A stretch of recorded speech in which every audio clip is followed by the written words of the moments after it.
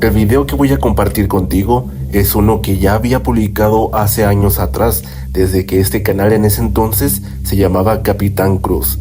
Sin embargo, decidí retirarlo debido a la gran cantidad de comentarios que recibí donde me criticaban por el tema que aquí vas a encontrar, pues por unanimidad todos opinaron que los extraterrestres no existen, así como los ovnis y fenómenos de este tipo, por lo que mi video era basura y nada creíble.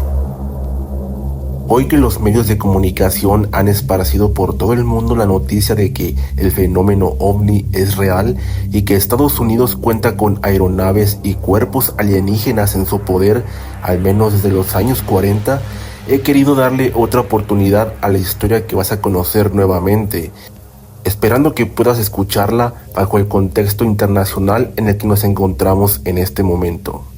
Así que comenzamos y no olvides dejar tu like, comentario lo más respetuoso posible y tu suscripción a este canal. En las 2.989 horas de vuelo que Pedro Infante logró acumular antes de su muerte en 1957, llegó a ser testigo de toda clase de eventos que él mismo registraba en las bitácoras de vuelo, desde hechos tan cotidianos como alguna ave o avería mecánica durante el vuelo, como incluso sucesos que escapaban a toda explicación lógica y que por obvias razones, evitando ser blancos de burlas, Pedro y sus acompañantes preferían callar. En varios vuelos, Pedro Infante llegó a ver sobre el firmamento extrañas luces estáticas y en otras ocasiones varios grupos de luces los cuales hacían movimientos inteligentes sobre el horizonte. Era imposible que dichas luces obedecieran a algún fenómeno de la naturaleza, pues realizaban movimientos y formaciones típicas de alguna inteligencia superior. Recordemos que eran los años 50 y era imposible explicar el origen de esas luces que se movían a altísimas velocidades bajo trayectorias imposibles. Cierta noche, Pedro partió del aeropuerto de la Ciudad de México hacia Mérida, acompañado solamente por el capitán Víctor Vidal, uno de sus maestros de aviación y quien, como sabemos, perdería su vida tiempo después en el mismo vuelo al lado de Pedro Infante. Entonces, habiendo transcurrido la primera hora de vuelo, ambos pilotos detectan una extraña luz en el horizonte, una luz que no podían explicar su origen, pues no lucía como una estrella u otra aeronave a la distancia. De pronto, la misteriosa luz comenzó a acercarse a ellos a toda velocidad, y lo curioso es que emanaba una intensa luz roja que poco a poco comenzaba a cegarlos.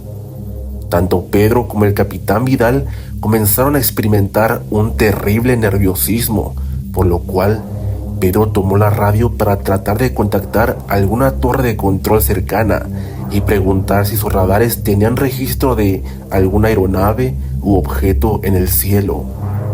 Las cosas comenzaron a ponerse en verdad graves a partir de este momento. Pedro notó que los sistemas de comunicación comenzaron a fallar conforme dicho objeto se acercaba a ellos. Trataron de mantener la calma, quizás ayudándose por cierta necesidad de permanecer escépticos de lo que estaban viendo, pero el simple hecho de que sus 5 sentidos confirmaban que lo que estaban viviendo era real, lo hacía más aterrador. El horror aumentó a una escala inimaginable cuando el capitán Vidal le advirtió a Pedro que dicho objeto ya se encontraba a un lado de ellos. Pedro y el capitán Vidal no sabían qué hacer. Ignoraban si dicho objeto quería hacerles daño o iba en son de paz. Pero, de pronto, todo parece indicar que sus intenciones no son buenas. El avión comienza a dejar de responder a los controles y los instrumentos de la cabina se volvieron locos. Pedro seguramente estaría recordando cuando le juró a la Virgen de Guadalupe nunca más volver a volar, después del último accidente de aviación que había sufrido en Michoacán, que casi le había costado la vida y que por milagro él había sobrevivido. Al no responder, el avión comenzó a perder altura e iniciar la caída libre. Estaban totalmente a merced de dicho objeto volador no identificado, que estaba alterando la aeronave con alguna especie de tecnología muy superior a la humana. Dichos segundos parecían una eternidad. Pedro comenzó a mirar a su maestro, que había decidido hacer oración con sus ojos cerrados. Toda la cabina estaba cegada por dicha luz que este objeto emitía. Seguramente la oración del capitán Vidal fue escuchada. Pedro notó que lentamente el avión comenzó a responder de nuevo a los controles. La altitud comenzó a restablecerse, a lo cual el capitán Vidal mira por la ventana y, totalmente aliviado, le afirma a Pedro que dicho objeto ha desaparecido. Todo comienza a funcionar nuevamente, así como los instrumentos de comunicación. Por un momento se cuestionaron si debían seguir adelante con el plan de vuelo o regresar, pero al final deciden continuar hacia Mérida, orando para que dicho objeto no vuelva a aparecer.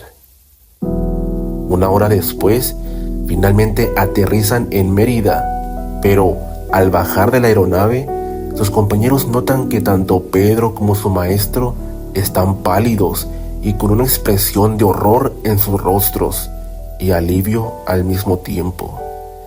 Pedro no era el mismo sujeto bromista y de buen humor de siempre. Está claramente afectado por algo, por lo que el ambiente se pone tenso. Pedro lo dudó, pero al final se animó a contarle a los mecánicos lo que les acababa de suceder en el aire. Pedro estaba seguro que sus compañeros y personal en general se reirían de él, pero sorpresivamente fue todo lo contrario.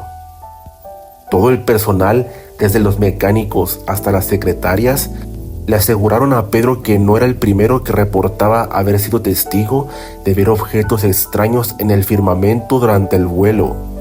Otros pilotos también habían registrado en las bitácoras experiencias similares que los llevaron a creer que estaban ante el que sería el último día de sus vidas. Obviamente, Pedro Infante y sus compañeros decidieron no hacer público esto. Eran los años 50, y hablar de estos temas era algo aún nuevo. Hoy, 27 de julio del 2023, ha iniciado una nueva era para la humanidad, y nuestra idea de que estamos solos en el universo poco a poco comenzará a desvanecerse. ¿Qué opinas de esta anécdota? Me gustaría leer tus comentarios. Si este video ha sido de tu agrado, dale pulgar arriba y suscríbete al canal para conocer más historias del cine mexicano.